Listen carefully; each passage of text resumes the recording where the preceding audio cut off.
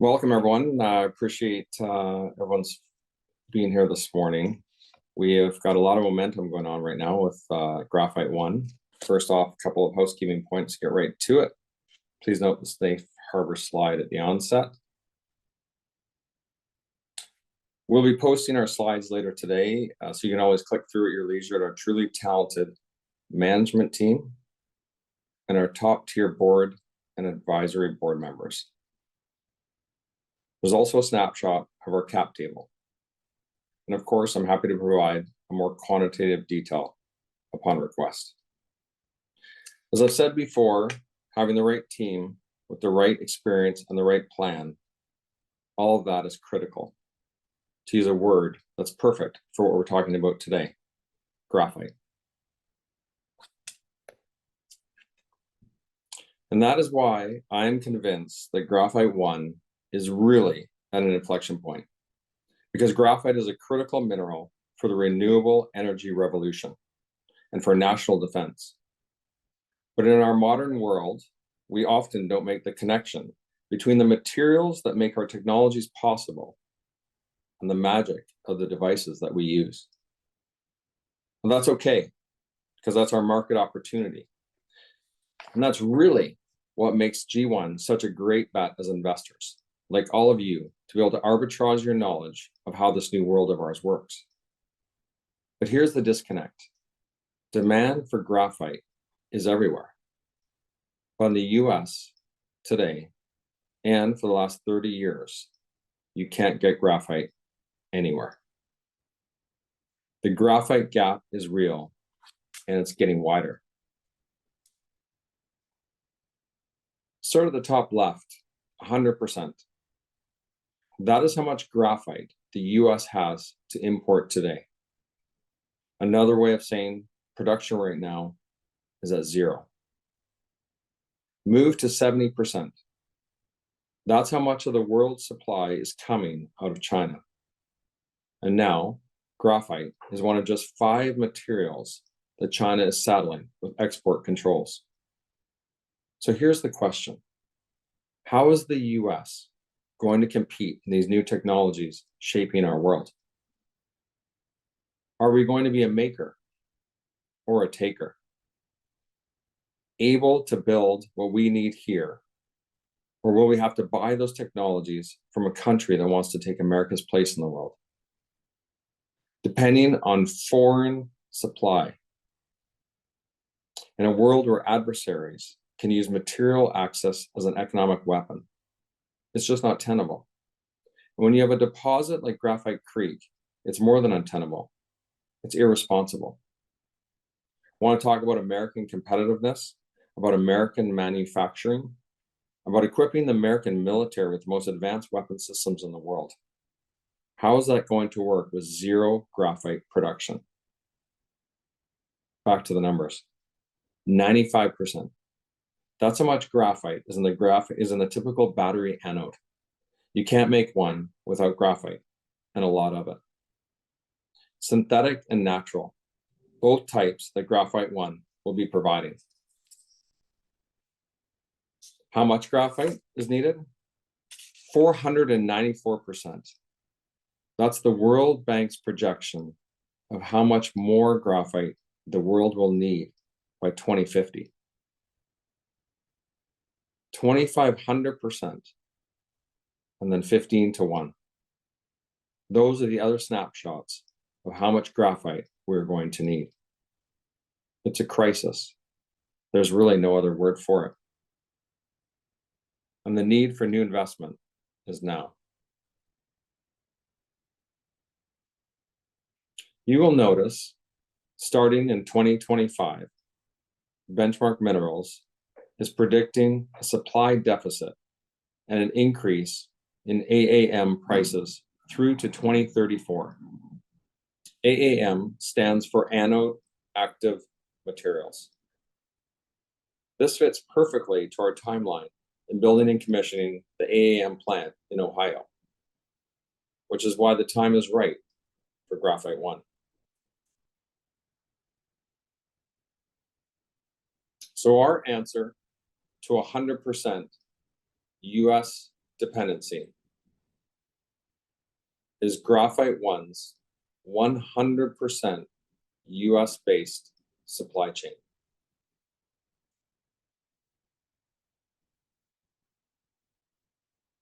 I've already mentioned the anchor of that supply chain, our Graphite Creek deposit near Nome, Alaska.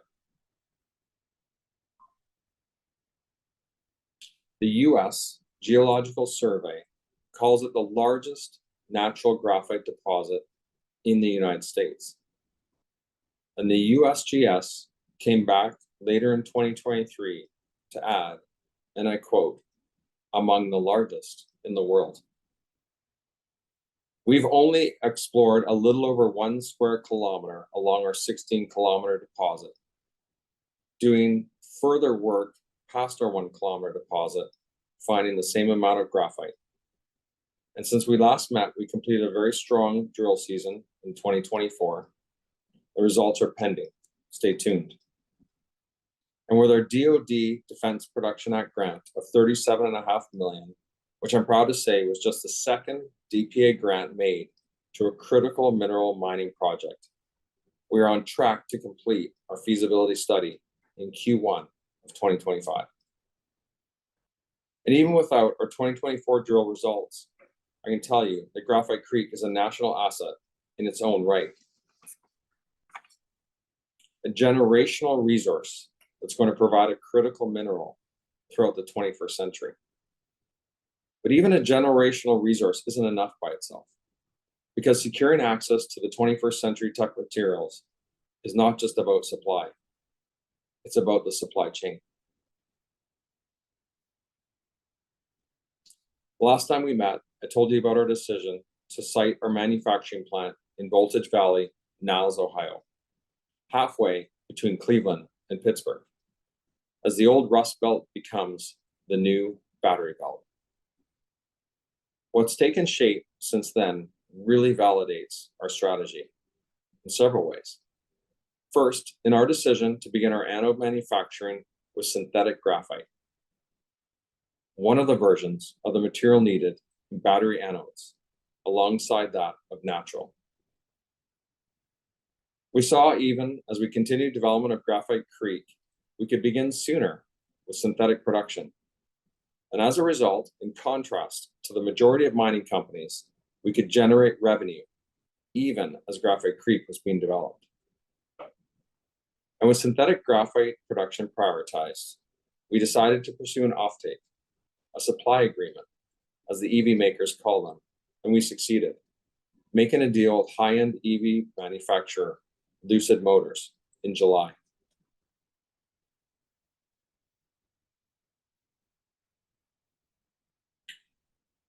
And our complete US-based supply chain began to take shape. Alaska to Ohio to Arizona. A development that caught the attention of key members of the US Congress, who invited G1 and Lucid to make our announcement at the US Capitol. It was an incredible day, and I was standing room only. And I want to give a special thanks to the leadership from a key investor, Bering Straits Native Corporation, who made the trip from Alaska to DC. As you see in Dan Graham's, who's the CEO of Bering Straits, quote, their unanimous board decision stems from their interest in being part of the clean energy transition. So the focus on our supply chain strategy, let me give you a snapshot of our path to production and our road to revenue. We're planning to build out in Ohio in a modular stage with 25,000 tons of material produced within the next 30 months. By mid-2027, and we'll ramp up in 25,000 increments to 100,000 tons. With natural graphite from Graphite Creek starting to feed into our Ohio plant in 2030. Which brings me to the two newest developments to share with you today. First off, our agreement to onshore the IP processing knowledge required to bring anode manufacturing capacity to the US with our agreement with Shenyu. For a quick intro to Shenyu, they're a supplier to several global top EV battery companies with 5 production facilities and annual production capacity greater than 120,000 tons per year. Shenyu is planning on building an additional 150,000 tons next year and has a research and development center for new AAM material development. Their professional team consists of a chief scientist who has over 200 publications and received over 100 patents, and senior AAM experts with 8 to 20 years of senior management and R&D experience leading AAM companies. Doing this deal with Shenyu was key, because when you're talking about developing production of a mineral that hasn't been mined in the United States for greater than a generation, you have to recover, or in this case, onshore, the knowledge base for processing to create the downstream supply chain to process that mineral into advanced materials.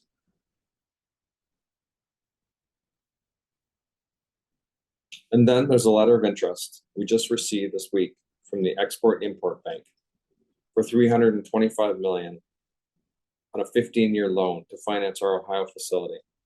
We'll be going through due diligence with them over the next 8 months.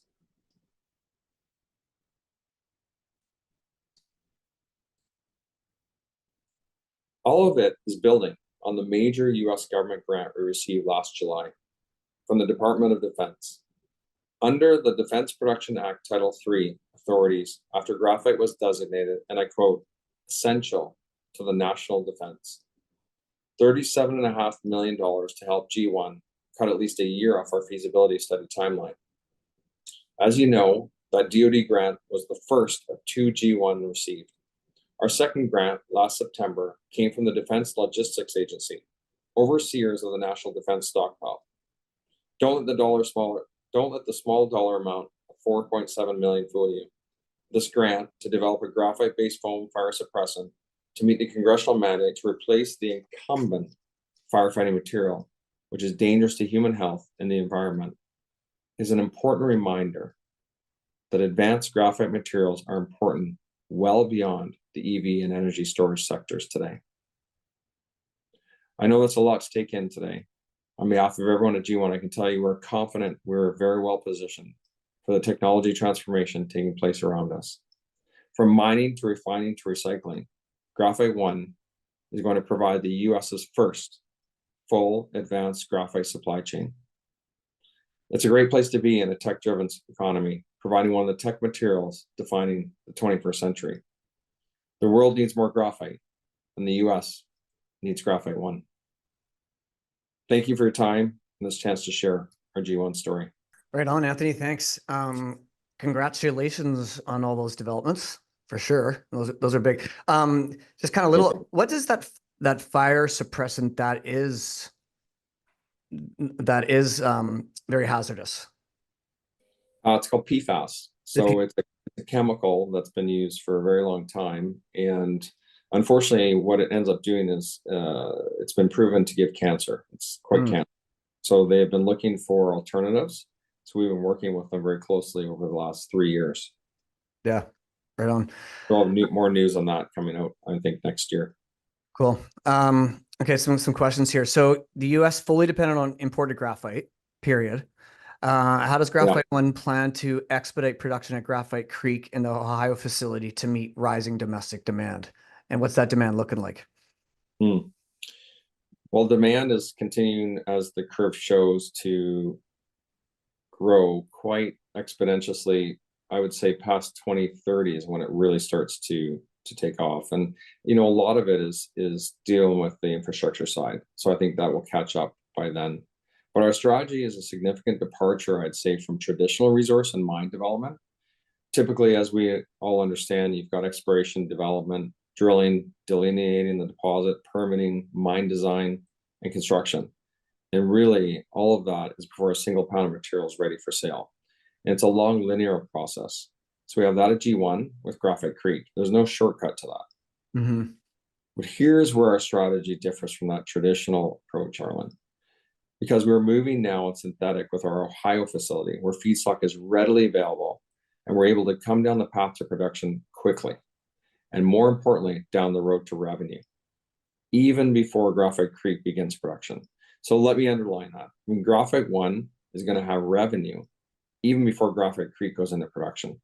So that's a strategic move that we've taken and that allowed us to create an offtake agreement with Lucid.